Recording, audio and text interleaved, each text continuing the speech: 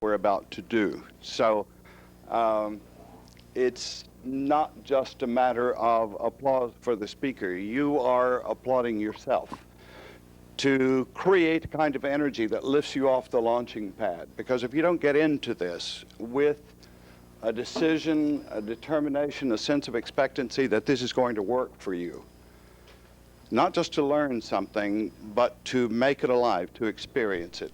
This learning is experiential, so try and grasp it. For this workshop, I want to tell you first a simple truth. And my theory about simple truths. My theory is that the greatest mystical truths of this universe are so simple that it takes a very good teacher to complicate them sufficiently for us to understand them.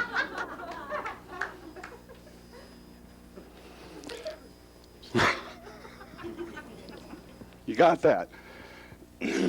I really think that. I think truth is real simple, and we have a tendency to believe it couldn't be that simple. But I believe it is that simple.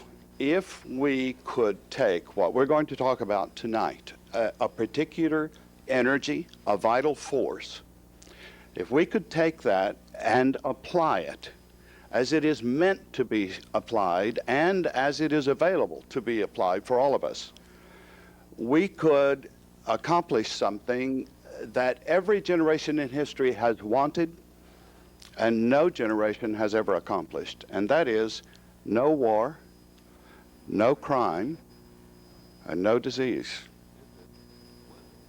Is that possible? See, I'm glad some of you actually believe that. You do really believe it, don't you? That's encouraging. You know, there aren't very many people on the planet who believe that. So, well, it's nice to know that you're not ordinary. You're not average. But then I knew that if you were average, you wouldn't be here.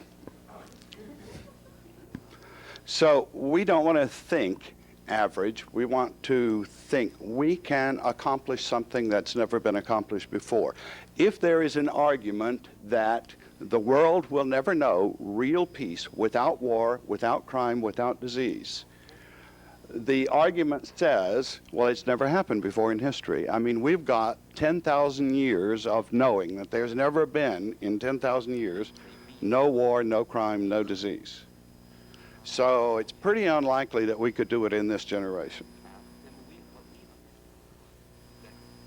That argument kind of falls when we realize this generation has done some things that no other generation before it has done.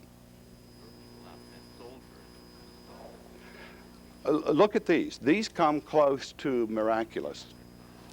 The balance between carbon dioxide and oxygen in the atmosphere of the Earth has remained stable for several million years, so the scientists tell us.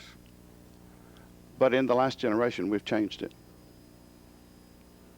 We've changed it enough that if we change it 1/10 of 1% more, we won't be able to breathe. So we've actually changed the ratio between carbon dioxide and oxygen in our atmosphere. We have changed the pH of rain. It used to be consistently alkaline. We've changed it to acid. Now that's quite an accomplishment, isn't it? I mean, if we can change the pH of rain and we can change the relationship between carbon dioxide and oxygen in the atmosphere, does it stretch the imagination too much to say we could also overcome war, crime, and disease?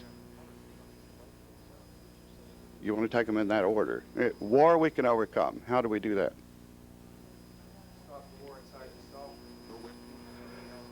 Oh, you get too simple. That's too easy. Yeah. Okay, he's got it, really. What it would take is for us to stop fighting ourselves. You do have a conversation going on right now, don't you? You're talking to yourself, and it's not a unilogue, it's a dialogue.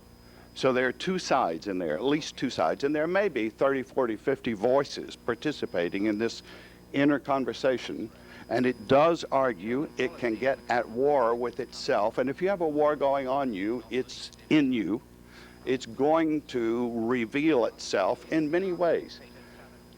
In your health, in your relationships, in your emotions, it's going to come out if there's a war inside. If there's a war in two of us and we live together, yes, it's called marriage. Two people at war with themselves try to overcome that war by getting with somebody else who's going to soothe me. Now we got two wars, and then we think, well, if we had a baby, that would make everything better. Little bundle of love coming in. Hey, that's an idea. Little bundle of, okay. What we want to look at this weekend is, what is love? Can we define the term? And that's going to be perhaps the biggest challenge, define the term. Because we can use a word like love and everybody has their own belief. What is that? We know that it is something that makes you, well, it's supposed to make you feel good. But it can hurt too, right? Isn't that a natural part of being in love? It creates a bond between us. What is love? We hear this term from Hollywood with one application, and that's romantic love. And we hear about a mother's love for a child, that's called ferocious love. Well, you knew that, didn't you? Did you ever see a mother hen protecting her chicks with ferocious love? Yeah, love can be ferocious because it's strong, it's determined, and it's protective. But what is it? Can we define it? There's an ancient definition that I think you're going to find interesting. This one is from the Bible. It's just 3 words. It's a real simple definition.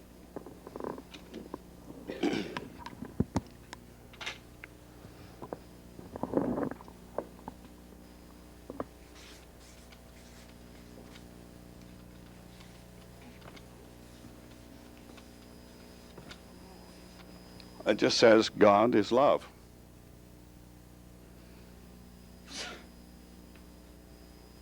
That's kind of an equation, isn't it? God equals love.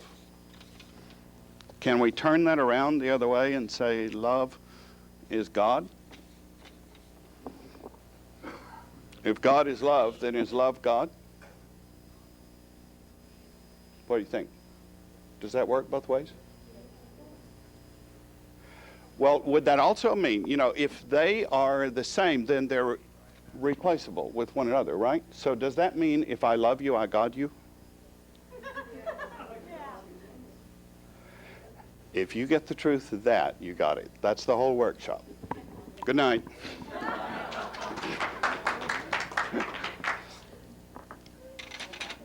Yeah. If I love you, I God you, and if I love me, I God me. So guess what enlightenment is? Guess what it means to find out who you are? It means give yourself love, and you'll give yourself the other things that this same book of the Bible says are synonyms for love. Love has some synonyms in the Gospel of John, and they are, we got love first. Love is God. It is light in the sense of enlightenment. And it is life. Let's take those for the moment. And let's go back for a moment to look at where this one might come from, because it's going to be so vitally important to understand that we're talking about a life force, not an emotion, not a feeling. And that's where we get confused about love, because we think of love as an emotion or a feeling. It's something that we feel inside us, and we also even talk about falling in love. You want to say that again? What a crock. Okay. I think I heard someone say that we fall in lust. But love has to be built. So we can fall into something that has to do with chemistry and hormones or something else. I'm not quite sure what all is involved in there, but love is a different thing.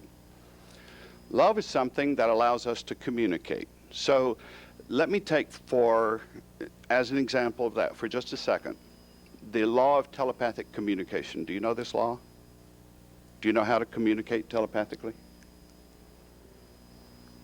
You know how to read someone's mind? Okay, here it is. If I want to know what you're thinking right now, all I have to do is care more what you're thinking than what I'm thinking. Now that, if I start caring what you're thinking more than my beliefs, my attitudes, my opinions, if I care more what you think than what I think, I'll hear you. I'll hear you, I'll feel you, I will understand you. Now this is the law not just of telepathic communication, but it's the law of communication across the board. It's the law of communication in words. If I don't care what you're trying to tell me, I won't get it. So the working factor in that, do you hear it, is love. Love and caring. If I can love you enough to want to know what you're thinking, what you're feeling, then I have used this energy that we call love to transfer thought, to listen, to hear, to make myself telepathic, to be able to understand you. In the Old Testament, Moses encountered a vital force, a flame, a fire, something that set him on fire in the sense of giving him passion, drive, the will, and even the wisdom to accomplish what he was doing. When he talked with, you remember about the bush, the flaming bush Moses saw at the top of the mountain? You do know the story, don't you? Look like you're totally unfamiliar with it. Okay, Moses talked to a burning bush. Do you talk with your plants in the presence of other people? Do you? I talk to mine privately, but I don't want anybody to know it.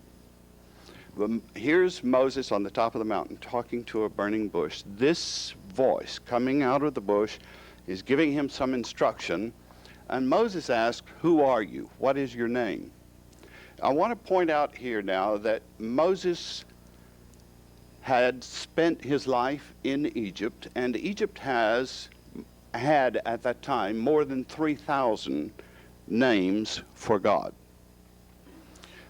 He was a Jew. He was a Hebrew, and the Hebrews of his time had at least 30 or 40 names for God. I bet you didn't know that, did you? Because in your Old Testament, there are two expressions for God, God and Lord God, or Lord. But those three expressions that you see throughout the Old Testament are English poor translations of several different Hebrew words. For example, El Elohim, El Eloha, El Shaddai, El Adonai. All of these are Hebrew names of God. So there were many of them. And the point that I want to make here is this voice. If this was God talking to Moses, it was, wasn't it? You think that was God? You think God's a burning bush?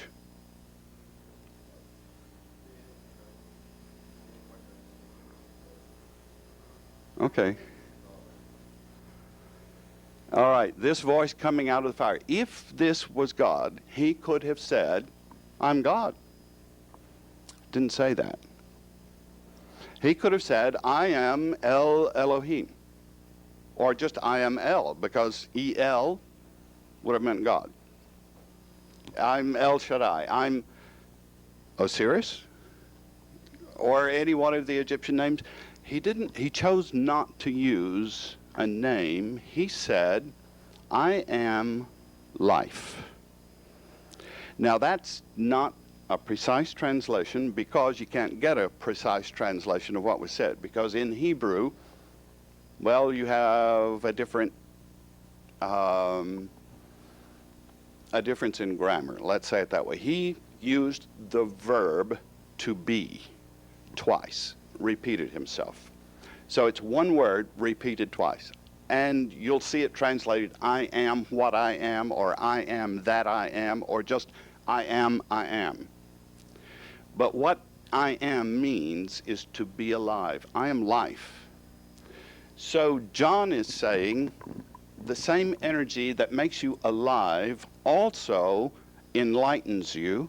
It is God in you, and it is love. And he says, without love, you can't have life. Without God, you don't have life, because life is God expressing in you, and love is God expressing through you. And to the extent that any man has light or enlightenment, awareness, knowledge, consciousness, it is because God is in him. Without that, he doesn't. So the point that I'm making here is that we're talking about a vital force that is an energy that does exist. It's not just an idea, not just a concept, not just emotion. It's a force. I want to give you some facts about this force that is love, this energy, this vitality that is love. You guys are recording this, aren't you? The ones who were in the Hall of Records workshop. For those of you who weren't, don't worry about it. Just remember everything I'm telling you, word for word.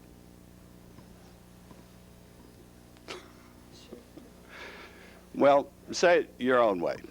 But those of you who were in the Hall of Records workshop, remember your trigger mechanisms and use them. You've got to practice this every day for 30 days to make this alive.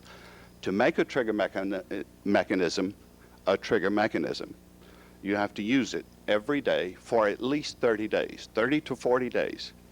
Then it becomes a habit. It becomes associated with the result that you want. So remember to squeeze when you want that record keeper to make a record of a statement or an idea. You grasp something that you want to remember, give it a little squeeze, get his attention, knock at the door of the temple if you have to. It's all right, don't worry. We all know what you're doing. You're waking up your record keeper. Went to sleep at the desk.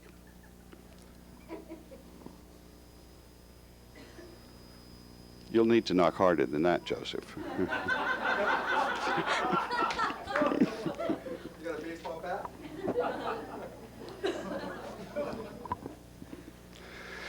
Okay. God says, I am life. Now, life lives, and there is nothing that can put it out, because we're talking about what is and what isn't. We're talking about a pair of opposites here in a sense, but they're not equivalents. We want to look at them. There is something called love, and if you were going to state an opposite of love, what would it be? Oh, you guys know too much. You're way ahead. Everybody else says hate, and then I get to correct them. But you give the right answer and blow the whole thing. All right. So the opposite of love is not hate. Hate is, you know, it's an interesting thing about hate. Hate is love that has gone astray. You can't hate somebody unless you care. Isn't that interesting? You don't have enough energy to hate them unless you care about them. Yeah. Okay. All right. We were going to use that. You guys keep getting ahead of me. I mean, you guys have taken this workshop, right? You're just trying to make me feel unnecessary. Okay. You just want to see how I'm going to say it. Huh? All right. Let's put some pairs of opposites up here, light and dark. life, death. Now, what I want you to notice about these things are, all of these things are what is. They actually exist. For example, light. Light travels in quanta of energy called photons. You knew that, didn't you?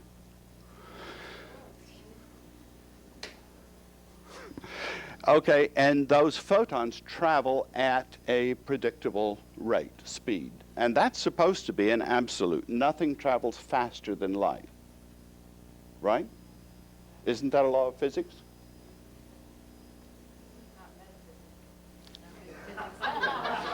There you go again. Okay. There is something that travels faster than light. I bet you didn't know that this... Yeah, you guys know. It's useless. Christopher Bird, in The Secret Life of Plants, if this has been out 20 years or more, he reports on this experiment that was done in the Soviet Union. You're going to be glad that this was in the Soviet Union and not the United States, those of you who love animals so much, because this was done with rabbits. You know about this? They separated baby rabbits from the mother. The mother was attached to biofeedback equipment. And every time they harmed a baby rabbit, the mother rabbit reacted. Even though she was out of sight, completely separated from that baby, she registered a reaction on the biofeedback equipment. When they killed a baby rabbit, the needle went zip. Something was going back and forth from a baby rabbit to a mother rabbit. Now, what was that? The Soviet scientists were interested in knowing, is there something traveling here? Because if there's something, is it thought? Is it biomagnetic? Is it some kind of energy that we can measure, that we can test its speed? What can we do? So looking at this thing, this phenomena, they started experimenting, and well, let me tell you the end experiment. They got this dramatic. They took baby rabbits to the bottom of the ocean in a submarine, enclosed in a Faraday cage, an electromagnetic field, lead-lined 500 miles from Moscow, and killed baby rabbits.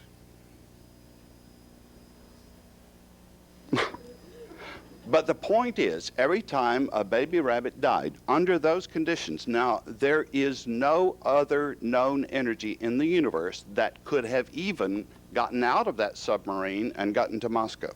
You can't do it with electricity, you can't do it with light, you can't do it with magnetics. There's not another energy that can even accomplish that. But whatever this energy was, it did. It traveled 500 miles through lead, through water, through an electromagnetic field, and get this part, with no measurable time lapse. It was traveling faster than the speed of light. That's the only experiment that scientists have ever done where they found some kind of apparent energy that travels faster than the speed of light. What was the energy?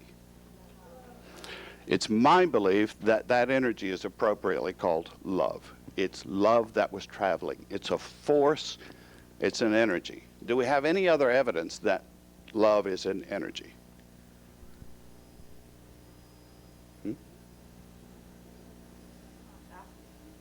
Oh, yes, there is one documentary. Dolores Krieger. You know about her? Yeah. Therapeutic Touch. Dolores Krieger was a professor of nursing at New York University. And to do her her doctoral degree, her thesis, is that what you call it? Dissertation? Her dissertation, she picked a very unusual subject. Her subject was laying on of hands healing. So she was setting up laboratory experiments to see if this idea, this crazy thing called laying on of hands healing, can we prove that there's anything to it? Can we actually prove it in laboratory conditions? How many of you know the story? Oh, good. There are a couple of people who don't know it. That means I get to tell it. She separated her nurses into control groups, and she had them put their hands on patients with the intention of healing, of communicating an energy of healing. And then she drew blood samples from those patients to see if there was a detectable difference in the blood. And there was. Elevated amounts of oxygen and hemoglobin in the blood. Both of those indicators that healing is happening.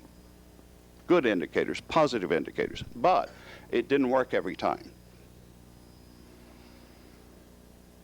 That kind of blows your experiment, doesn't it? Didn't work every time. So, well, what do? You go back and you set up different control groups. She tested to see if very strong, vital nurses could do it better. What do you think? No, they couldn't. She tested to see if religious nurses could do it better. They couldn't, thank God. She tested to see if nurses who believe in it and expected it to work could do it better. Oh, now you're saying, No, believing in it might have made a difference, but it wasn't conclusive. And when she went through all these things, she went through everything she could think of to test and sort of ran out.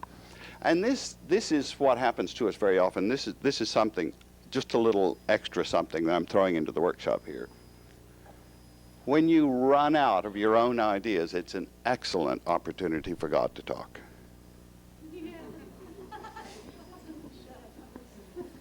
Shut up and listen. You got it.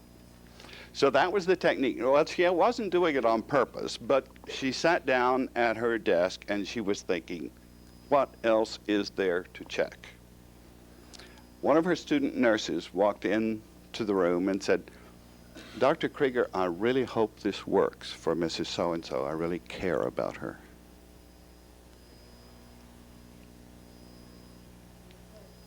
It worked. If there was a special relationship between a particular nurse and particular patient, a special caring, special bond, it worked every time, consistently. Now, this was what she was calling the X factor. There is an X factor that makes laying on of hands healing work. The X factor is love.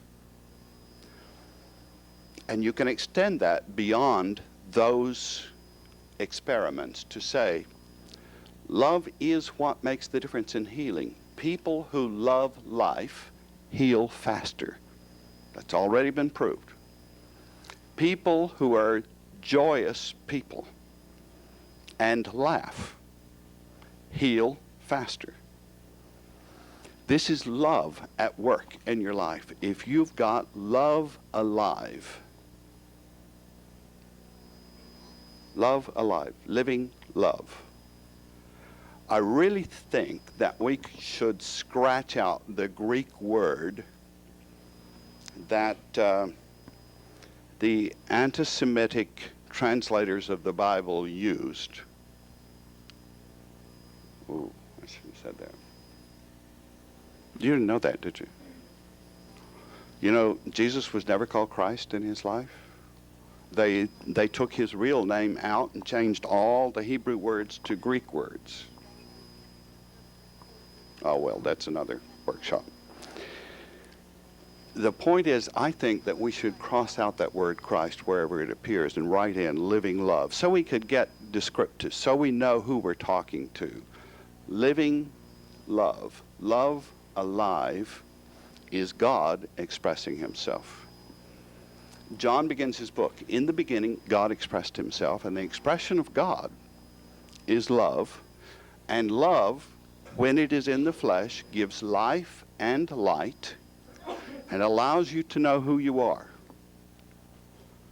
So we've got something here now that we want to look at, identify, describe, get a feeling for, and let's go one more step. Love is a survival need. That's a point that we need to make. There are 5 common survival needs that everybody knows about: air, food, sunlight, shelter, water. You know about all of those. The 6th survival need is a need for focused, concentrated attention.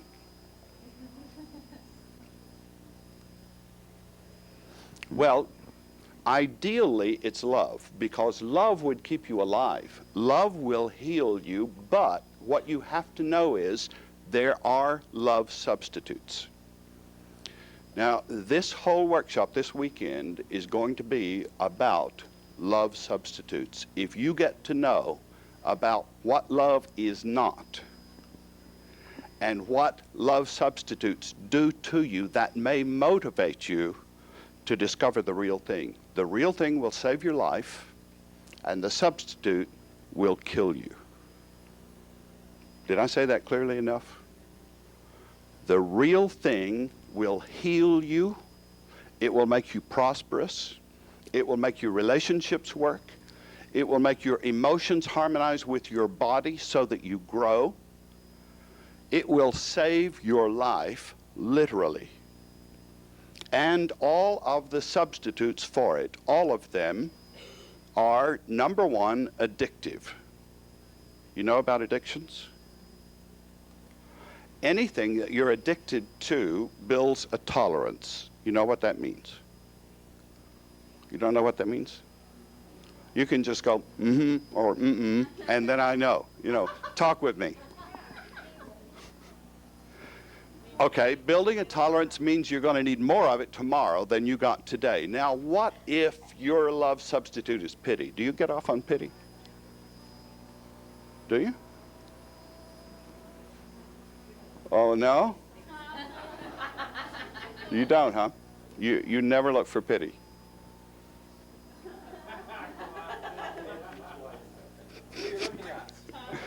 Thomas, come on up here so they'll know who I'm looking at. Thomas doesn't like pity, so don't anybody give him pity. When Thomas says, poor me, don't give him any pity. He doesn't want it. Do you? Okay. Do any of you get off on pity? I do too.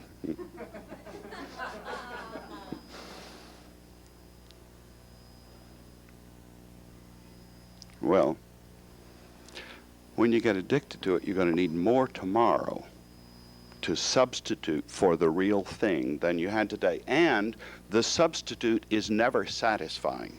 Love substitutes do not satisfy.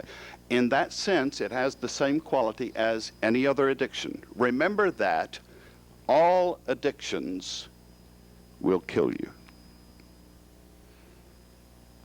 except positive addictions, which is another workshop. You better take that one so that you'll know. Well, no, I'll tell you. Positive addictions are things like meditation, running, exercise. It means this: if you go out and run every morning to get yourself going, you know, it's kind of jumpstart your body. You know what I mean, don't you? Oh, there are more fun ways to jump. Oh, cigarette.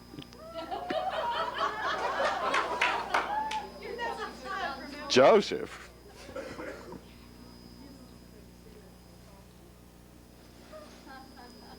Cigarettes, coffee. Well, now, wait a minute now. Cigarettes and caffeine, nicotine, cocaine, and alcohol, chocolate. What is it that you use to jumpstart your body in the morning? Sex in the morning? Is that how you wake her up?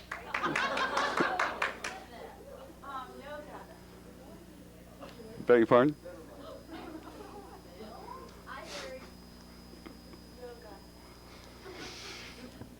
Okay, well, anyway, look, there are positive addictions and there are negative addictions. Positive addictions are those which increase the quality of life, but you'll also build a tolerance to those. Did you know that runners, if you miss a day running, if you have a positive addiction to running, somehow the whole day is going to feel a little off kilter to you. So there's a negative effect from not doing it. But for negative addictions, there's a negative effect from doing it. So we're going to drop for a moment talking about positive addictions and negative addictions. And let me just say that when we're talking about addictions in this workshop throughout the weekend, we have reference to negative addictions. We'll talk about positive addictions another time. But what we want to say is this: all love substitutes are addictive. They all build tolerance, and all of them will kill you. Now, the real thing, love, not love substitutes, but love will heal you, make you alive, support your life. It will give you confidence. It will give you charisma. It will add to relationships. It will empower you, because that's what it is. It's the vital force of life. It's not something going on between two people. And here's the problem. You see, when you look for it outside yourself, you become codependent. That's the buzzword of this last few years. You've been hearing codependent, right? Everybody's talking about codependence. Can anybody define it? Not you, Richard. Yeah.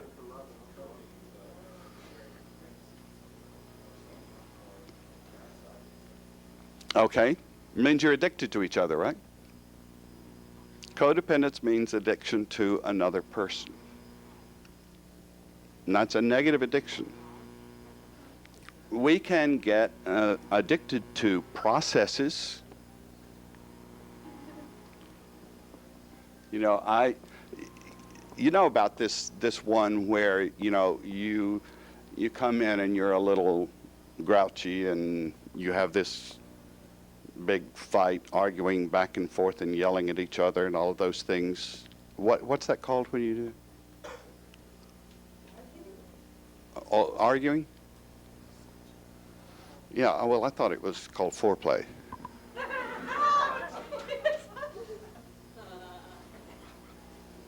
Isn't it? I mean, don't you do that so that you can end it with sex? Listen, I know some people who do.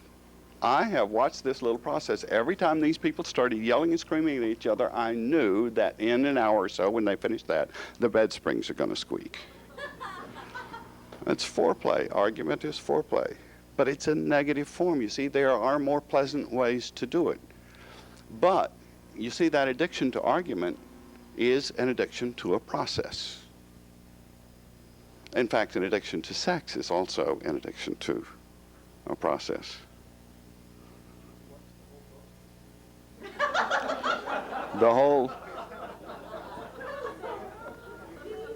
Did I watch the whole poster? The whole process.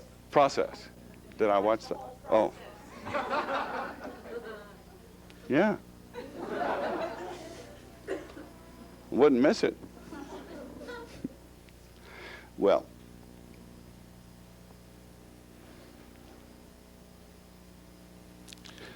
we know that love is a survival need because just a generation back, about 40 years ago, they discovered that babies who were getting the 5 known survival needs died of something that they called institutional illness. That was the first name for it. It's not called that anymore. But what they realized from it was institutionalized babies die. But then they found out that some of them don't, and in trying to find out what's the difference, what's the X factor in which institutionalized babies live, do you know what it is? Touch and concentrated attention from an adult. So these babies needed adult attention in order to survive. It motivated them, and it healed institutional illness. That established love as a survival need. Now, so love is a survival need for babies. What about you? Do you have to have love in order to survive? If you don't have love, will you die?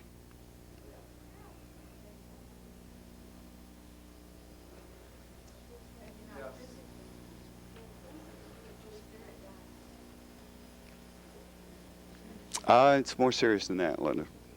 Yeah, you will die, except you can keep yourself going. You can keep yourself alive. Not very lively, but you can keep yourself alive with love substitutes. How many of you think that you're not using love substitutes? Well, let me go at this another way.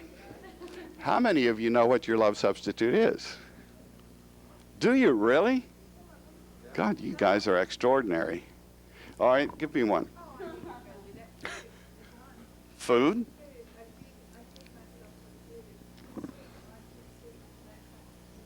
Okay. Food can be a love substitute, especially rich foods and sweet foods. The interesting thing is nutritious foods are not what we go for as a love substitute. Isn't that interesting? We don't even pick the good stuff to substitute for love. We go for the worst.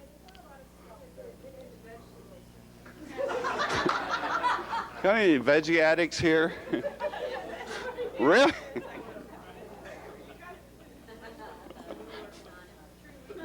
Veggie addicts. So Richard, we've got to figure out whether that's a positive or a negative addiction. I have my opinion. I don't think I want to say it in this group. Yes, Linda?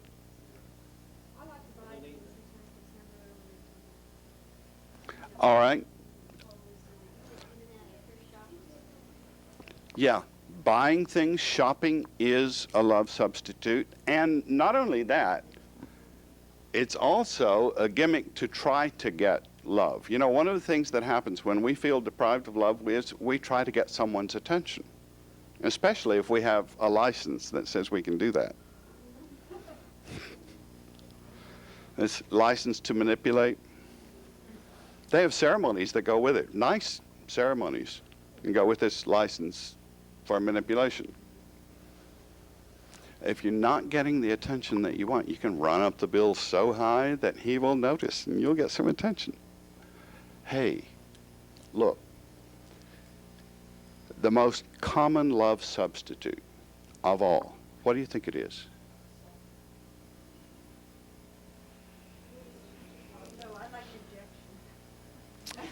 All right, that's very close. It's actually punishment. Punishment is the most common love substitute. Why? It's the first one we learn. That's why. We learn that if you're nice, sweet, wonderful babies, Mommy can get the work done. So she can leave you because you're being nice and sweet. So, one of the first things that you ever learned was how to get concentrated attention in a negative way.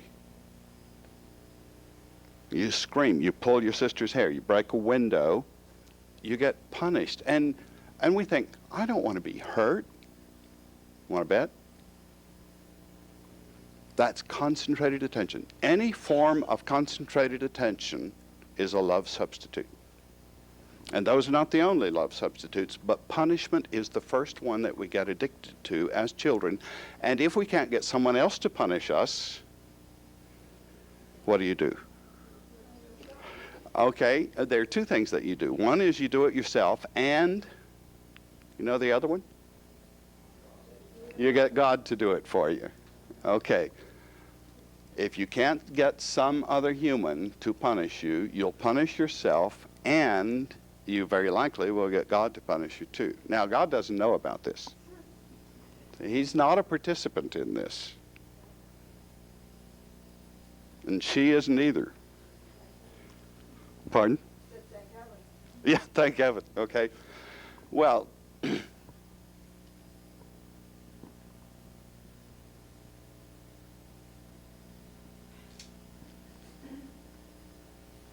smile, Linda. We learn to get attention in negative ways. That's punishment. And somehow that makes us feel like we're going to get better. So we get addicted to guilt. We get addicted to punishment. And we carry those in the belief that if we feel guilty enough, long enough, we will get better. You do believe that, don't you? All society teaches that. Our schools teach it, our preachers teach it, our churches, our institutions, everywhere you go. If you feel guilty enough, long enough, you'll get better. You know, this is so entrenched in our system that it affects juries in criminal trials. You know that? Have you noticed? A jury will convict someone because they will say, a jury will actually say, he didn't look remorseful. Did you get that? We think that if he looks guilty enough, that means he's not going to do it again. What do you think? Look, you got to understand, you know, the laws of exchange. Value for value. If you feel guilty enough, you paid for it. Well, we do use that term. You've got to pay for your sins, right? What happens when you pay for something? It's yours. You get to have it. So if I paid for it, I get to do it again. That's why we feel guilty. We want to do it again. If you feel guilty enough, long enough, you're going to do it again. Guilt makes you weaker, not stronger. It makes you not better, but weaker. So, does guilt serve any useful purpose? Why does it exist? Does it serve a useful purpose? What? Just to feel guilty for 30 seconds to see what you've done and then let it go and feel right. Okay, a sense of guilt can let you know that you have violated your own principles. And the second it's done that, it's finished its job, you drop it, right? You do? Really? You got no guilt? No guilt. None at all? No guilt, not at all.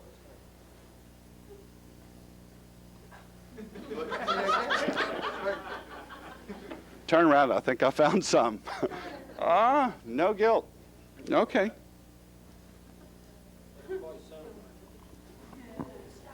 Not convincing enough, huh? Not sure of that. All right. Good. That's good. Guilt is the gravity that keeps me in the earth.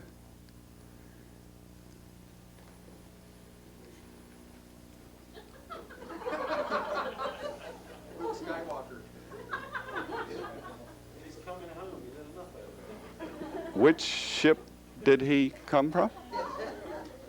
He's over here.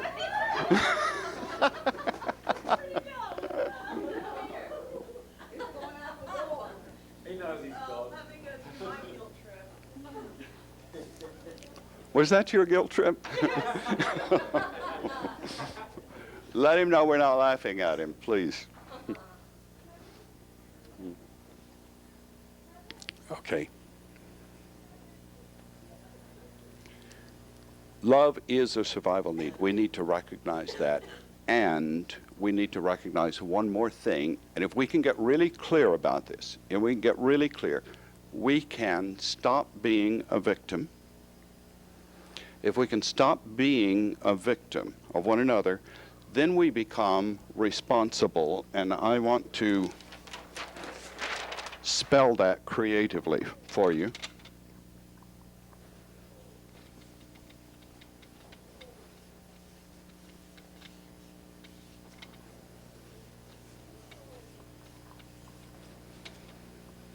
Responsible, as we're using it here, is response-able. Now, the other side of that, if you're not responsible, you are reactionary. Now, that means you either react or you respond. What's the difference between reacting and responding?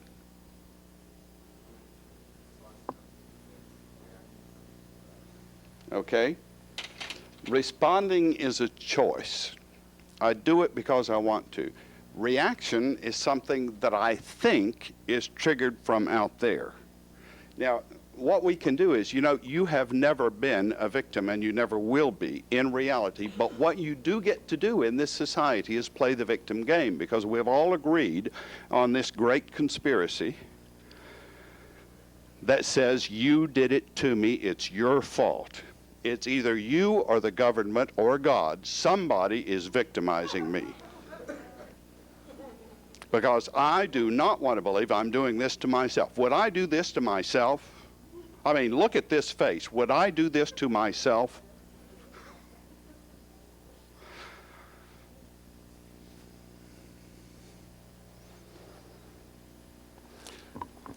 We think we don't want to be victims, but we pay a high price for playing the victim game. We love to point outside ourselves and say, you hurt my feelings, you made me angry, you embarrassed me.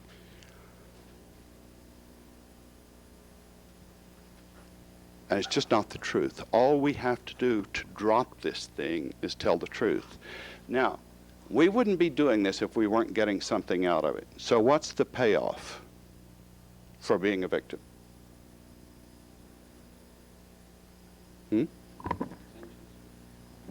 Negative attention? What do you think? You get to blame somebody else. Okay, you get to avoid responsibility.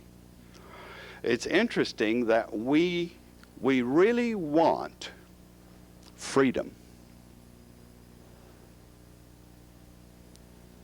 Yeah, we can't have freedom without being responsible. We want to be free, individual, make free choices. We want independence without responsibility. Unfortunately, that violates universal law. So what happens is we get to be victims if we want to externalize responsibility. The payoff for being a victim is I get to pretend that what I'm feeling is somebody else's fault, and I get to run around pointing fingers. Why would I want to do that? Do you have an idea why we want to do that? Why do we want to avoid responsibility? Can we?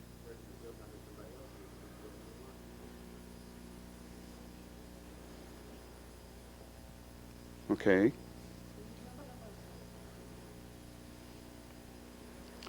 Okay. Yeah, Tom. They're responsible.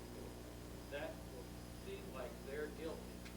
We won't be guilty. Okay. We see responsibility and guilt as the same thing. Mix them up or something. Yep, that does get confused. And what? Don't have to be accountable. Okay, all of that's part of it. And the bottom line is what Eleanor was saying right here. What we really want is to get somebody out there to love us and prove it. And that and prove it part is the negative part. It's all right to get somebody to love you, but what do you do when you fall in love? You know about the romantic phase, don't you? I'm going to steal some of Thomas's material here and tell you that relationships start with romance. Romance is an altered state of consciousness close to insanity, in which you will do and say things that you would not do or say at any other time in your life.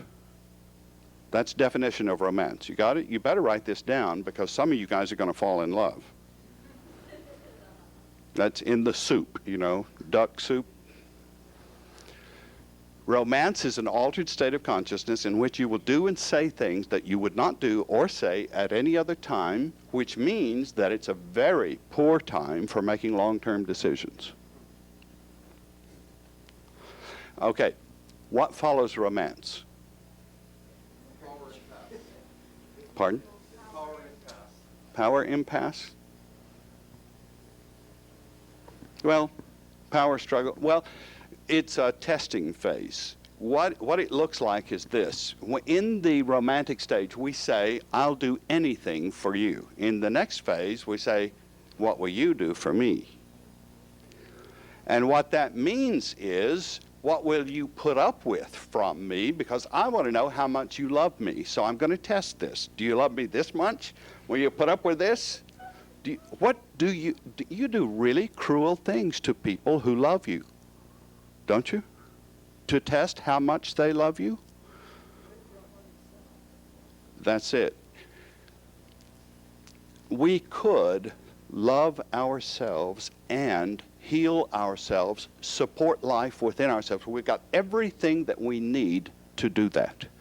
You are a source of love, and you could give it to yourself, but we want it from outside. I want to share my life. I want a partner. Isn't it all right to have a partner?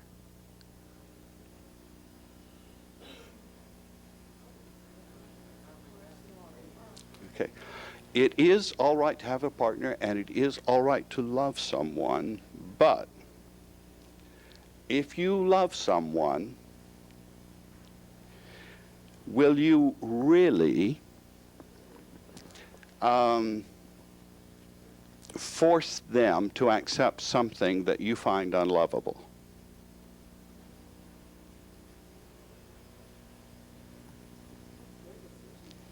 All right? If you are unable to love yourself, then you have found yourself unworthy of love, right? Now, would you ask someone you love to accept something that you can't love? That's called imposing yourself on somebody else in the name of love, inflicting yourself on someone. And another word for that is marriage.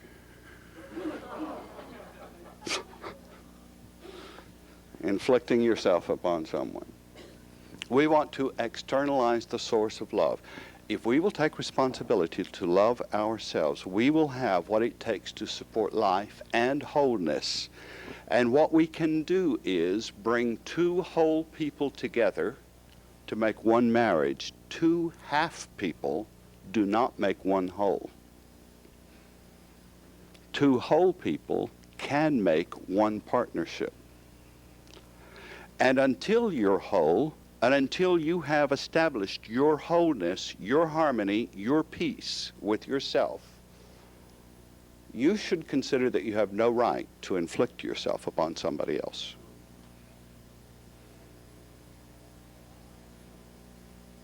Is that responsible enough for you? When you're responsible, you're able to respond instead of react. And now the basis for every workshop that follows this one through the 12 workshops, we'll use this as a foundation. If you love yourself, you can make these others work, such as, for example, the emotions workshop. It has been believed that you either express your emotions or suppress your emotions. What we're going to suggest that you do is replace or transform your emotions and be as emotional as you want to be in the way that you choose to be. Learning that emotions are not something that just happen to you. Emotions are something that you do. And you do them for a purpose. They're goal-oriented activity.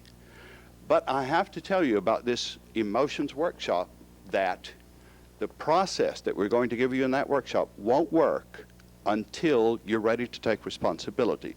That means that it's dependent upon making this workshop work.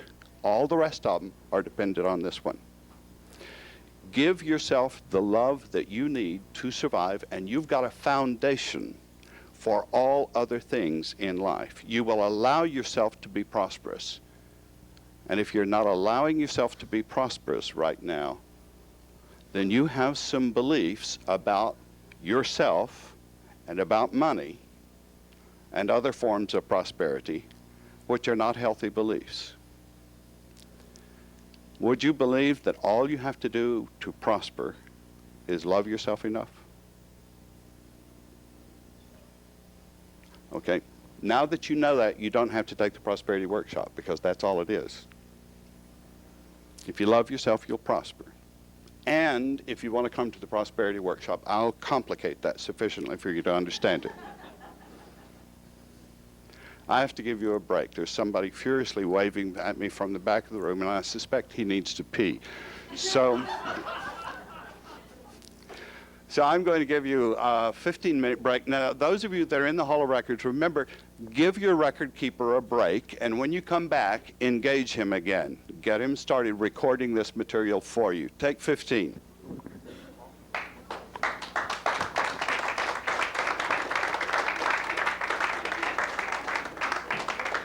I'd just like to remind you, if there's anybody who would like some tapes for this evening session.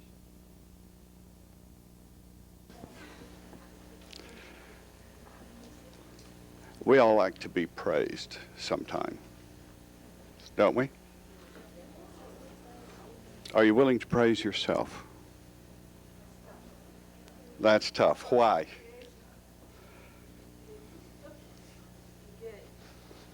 Go through a process of looking in the mirror and saying wonderful things to myself, and really it's squirmy. Because there's somebody else in there saying, no, you're not, no, you're not. You're saying, you're beautiful and I love you. And something inside said, no, you don't, no, you don't. You know you don't. You're lying to yourself. That, okay. Why do we do that?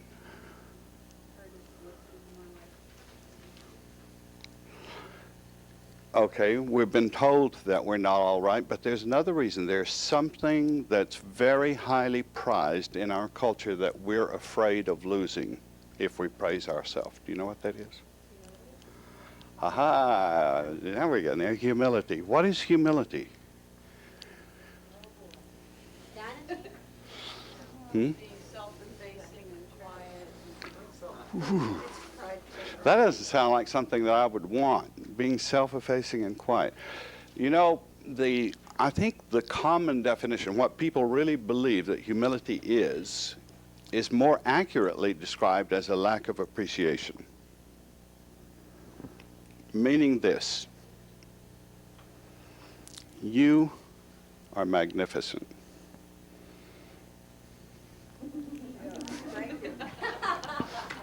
Yeah, I am.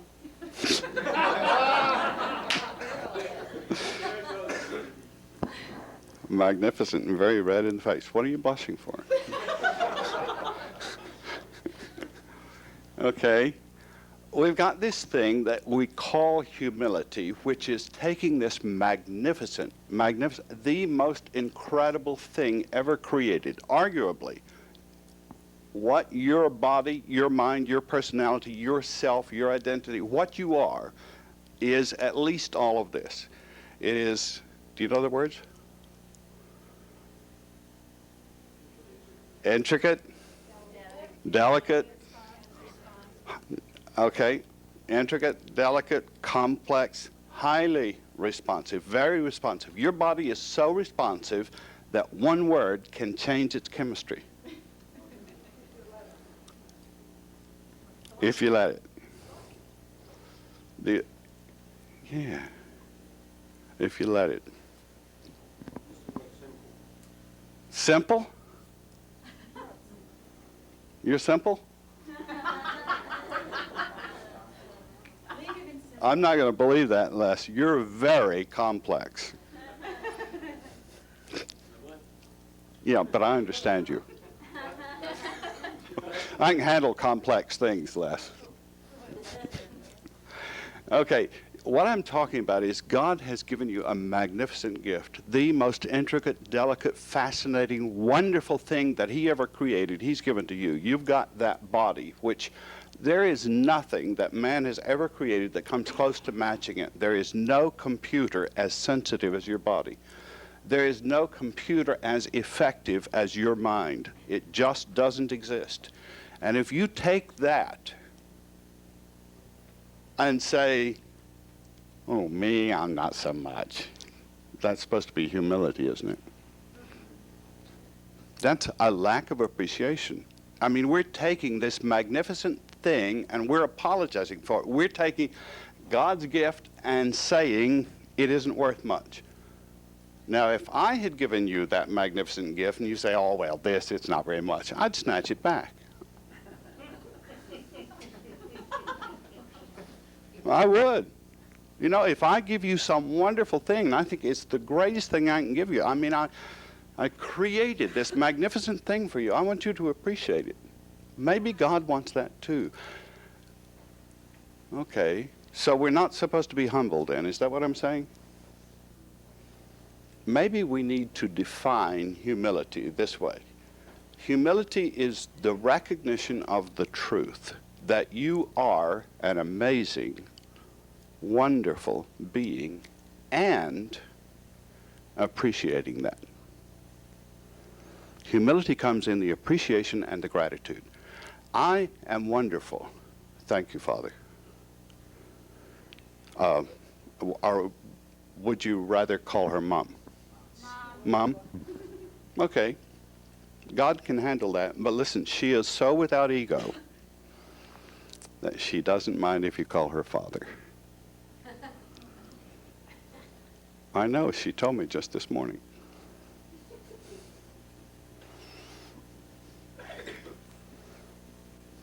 She doesn't have a thing about that.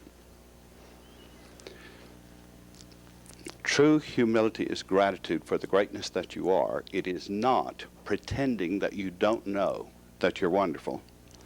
And it doesn't get, we're so afraid of being egotistical. That's what you're scared of, isn't it?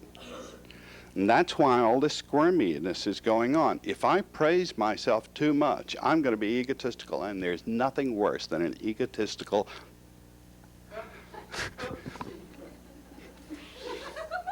You know the word, right? There's nothing worse than an egotistical bastard. I couldn't help saying it.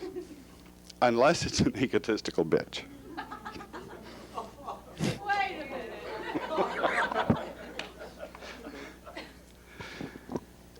We don't like egotism, do we? And if I love myself too much, would I be egotistical?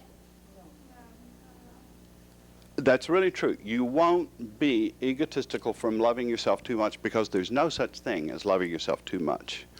When you love yourself enough, you'll be all right, not better than. People who compare themselves and try to make themselves better than others are people who are not sure of their all rightness. It's not that they love themselves too much. They love themselves too little.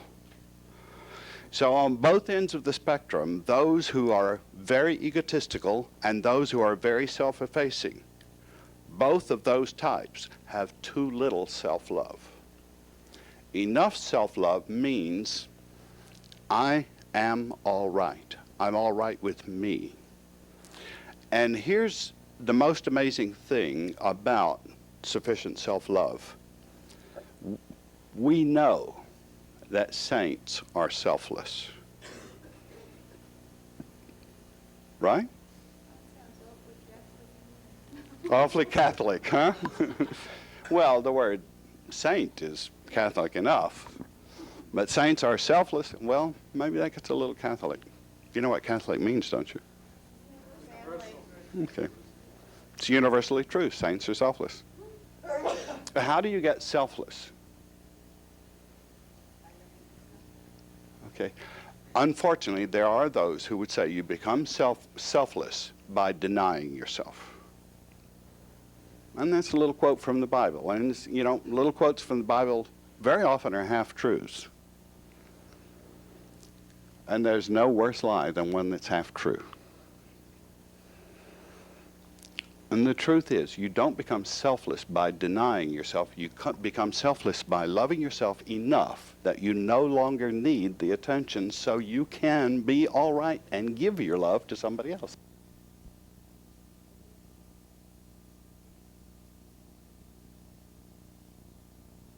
Take a look at some saints and see. They're not needy people. And people who haven't taken care of their love needs are needy people. And what is called falling in love is almost always falling in need. And you can't love what you need. You either love it or you need it. If you need it, you need it. That's not love. So, what do? You fall in love or you fall in need? If you fell, it was in need. Love is a decision, and love is a commitment, and love is a choice. So if you did it by accident, or you did it as a victim, or you couldn't help it, it wasn't love, it was need. That's solar plexus stuff. And almost every marriage you'll ever see is a solar plexus marriage. I need you. You know Elvis's old line? I want you, I love you, I need you. They're incompatible. I want you is a choice, and that may be true. I want you, Linda. When? Now. Wait a minute, I can talk for myself. Okay? Okay. All right. I can choose to be with you. Now, if I need it, you'll probably find me repugnant. You know what needy people feel like? Oh, God. Where's Stephen? He's in the room with Thomas. Bring him here. I need him.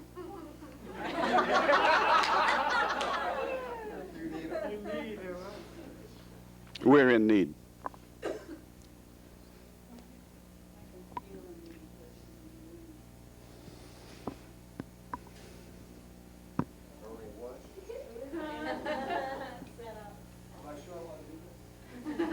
Smile, you're on camera. I'm sure you want to do this. I don't want you to do it to me, but pick someone lovely, and show them what a needy person looks like. Are you serious? How about that one? Will she do?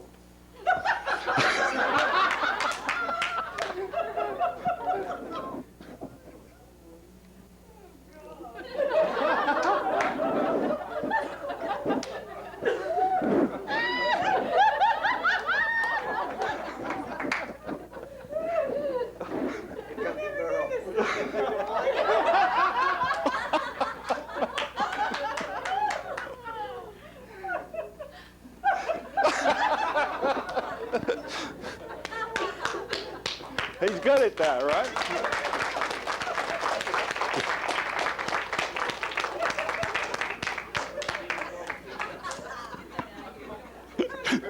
What did it feel like?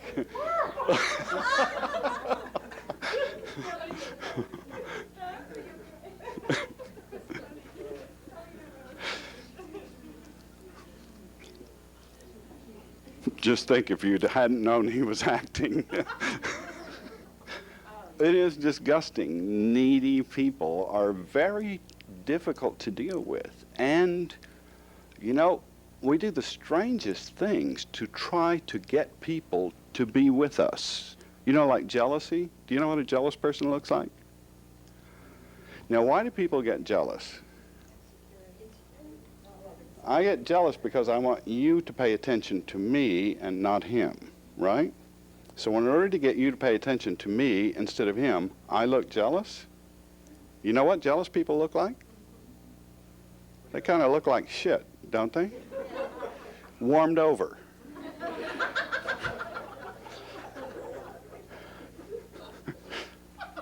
Well, am I right? Jealous people are not attractive. So why would I make myself unattractive in order to get you to pay attention to me? You know, the negative emotions work in reverse. They don't get what you're looking for. Jealousy doesn't attract people to you. It isn't attractive. It doesn't work. So if you want to make yourself attractive, don't make yourself needy. Don't cling to someone and say, I need you. Oh, there are some people who fall for that, by the way. They are people who need to be needed. You know people who need to be needed? Do you need to be needed? You don't have to admit anything. But if you need to be needed, you don't get to be loved, because they're not the same thing. Give yourself the love you need, and when you do, you will give yourself God. You want a personal, intimate, experiential relationship with God? Then God yourself. Love yourself. God is love and love is God. Give yourself love. You gave yourself God. Do you believe that? Am I playing with words? Or is it real? It's real. Love is alive. It's a living being that you can make friends with. And when love lives in you, it will heal you. And I really believe this now, and I can't prove this. This is just a belief because I haven't found anybody yet who's proved it. But maybe I will. No, not this time. What I believe is this. There are people who are looking for physical immortality. You've heard about that, right? And there are people who believe that they are physically immortal. Maybe they are. If they are, I know how they got that way. Do you? You see, if love is what makes you alive, then fear is what will kill you. And I believe that fear is the only thing that can kill you. Now, what would happen if a child could grow up without ever experiencing one moment of fear? There would be no tension in his body. There would be no dis-ease in his body. He would be at ease and not diseased. He would be healthy, and I believe he would never die. I believe that's the secret of physical immortality. If you want to be physically immortal, they tell me it takes 7 years to replace every cell of your body.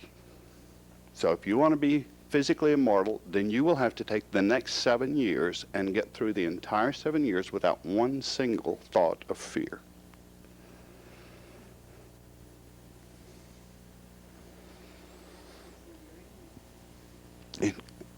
Linda, fear is ingrained.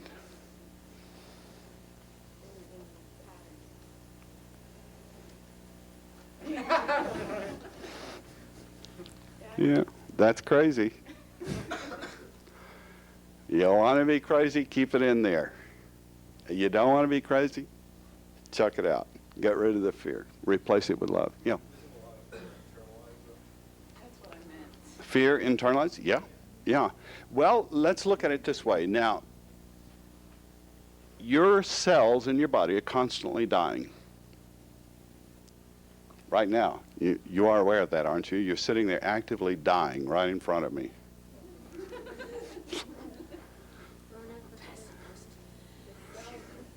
You're dying. And you're replacing those with new living cells. Now we just got miraculous. You're raising the dead right before my eyes. Now, how miraculous can you get? You're sitting there resurrecting the dead. Aren't you impressed?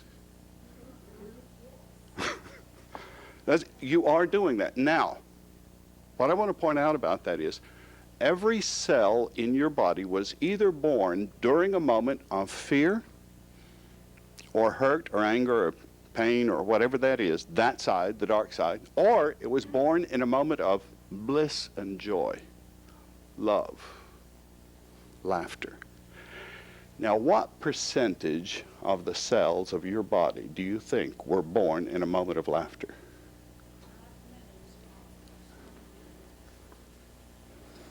About this much? This much? That much? Okay. All right. Well, replace them. You've got 7 years to replace every cell in your body. That's all it takes, even the bones. So for 7, you're going to have to laugh for 7 years. Well, is that so awful? Oh, you can't handle that, laughing for 7 years?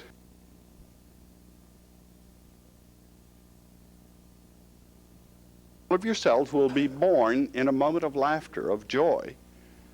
What kind of body will that, boy, can you imagine the body on that?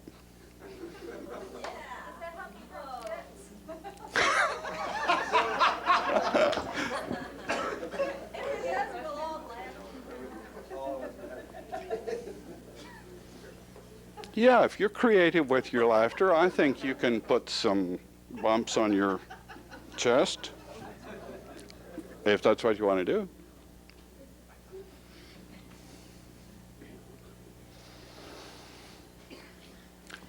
You're creative, and that's what we need to know about fear.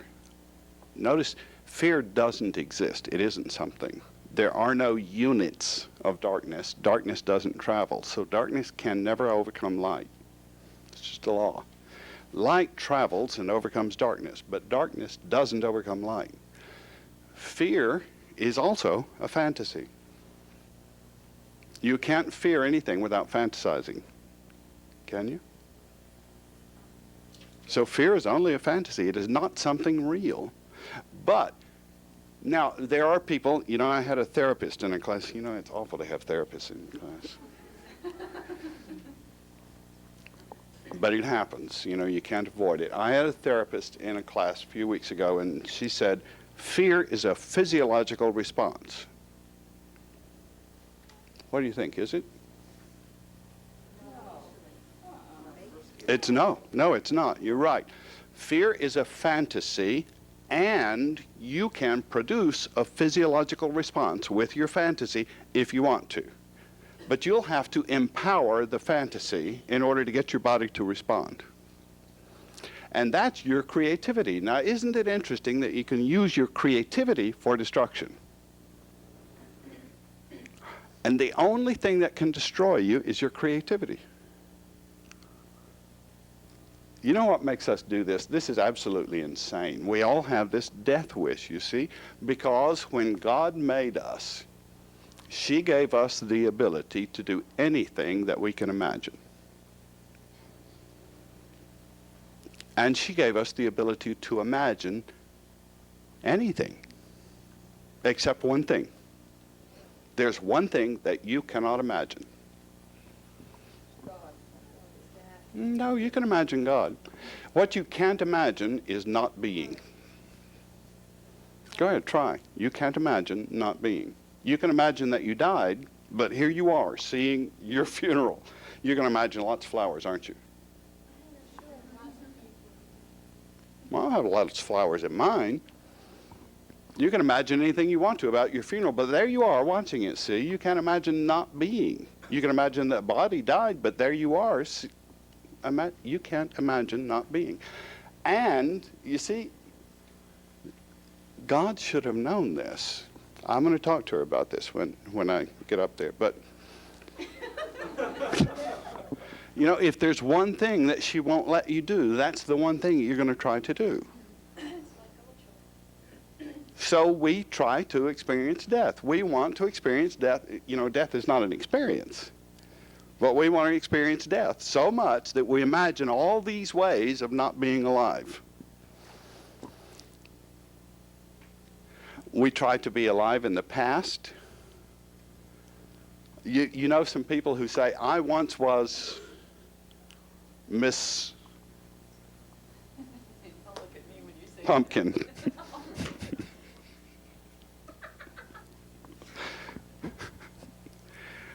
Or he was once successful. He once made $1 million.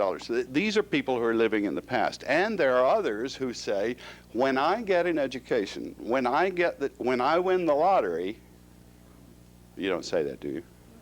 Oh, no. When I get enough money. These are people who are postponing life. If you're postponing life, you're going to be alive, but you're not right now. Now listen, as a matter of courtesy, if you're dead right now, please lie down so we'll know how to respond to you. If you're dead in this moment, if you're living in the past or in the future or somewhere else instead of right here, then you should lie down so we'll know how to treat you. We'll bring some nice flowers and put them on your tummy or chest or and your teeth. Well, if you've really got zip and flair, we'll put a rose in your teeth, you know, and you can go out with a dash. Notice how much we are attracted to death wish. We do death-defying things because we're attracted to that edge. It's the one thing that we can never have. And for that reason, we get to use our creativity, which could create life more abundantly. And we use that same ability to create emptiness, death, darkness, fear, if we're entertained by that. What can you do about it? Change your mind. Would you like to change your mind for someone else's? Would you like to change your mind for God's? Absolutely. If so, you get to do that. That's what you can do. You can exchange your mind for the mind of God, the mind of your source. And that's called enlightenment. That's called new birth. Being born into the limitless mind of God out of the limited mind of the result. From result into cause. Become a cause of what you experience. Then you choose your experiences. You choose the way you feel. You choose the way your life is going. We're going to do a brief meditation experience that we call a meditation on self-love. Les Bishop is going to lead us through this experience. And he's not scared at all. All right. Come on, Les. Come on.